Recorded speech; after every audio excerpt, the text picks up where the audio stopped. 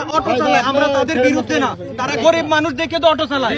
কিন্তু কুমিল্লা শহরের যে অটো রিক্সার যে অবস্থা, এই অবস্থায় একটা কুমিল্লার মানুষ ওখানে অটো চালায় না, সব রংপুর থেকে এসে অটো চালায়, রংপুর থেকে আসে। এখন ওইখান থেকে তো খারাপ মানুষও আসে, ওইখানে খারাপ কাজ কইরা তারা কুমিল্লা এসে অটো চালায়, তাদের ব্যবহার দেখলে বোঝা যায়। আরে ভাই, কুমিল্লার অটো চালকরা যদি কুমিল্লার মানুষ চালায় খাইতো তারপরে বলতে পারতাম। এখানে কুমিল্লার মানুষ জীবিকা নির্বাহ করতেছে, কিন্তু সেই সুযোগ নাই, সব রংপুরা।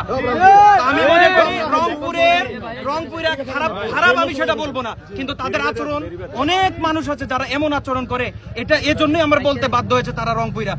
কয়েকদিন আগে আপনারা দেখছেন কাজের লোক মাইরা বালাই রাখছে।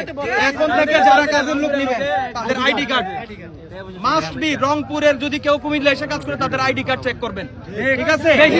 কুমিল্লা শহরে কোনো রংপুরের ড্রাইভার দিয়ে অটো চলতে পারবে না।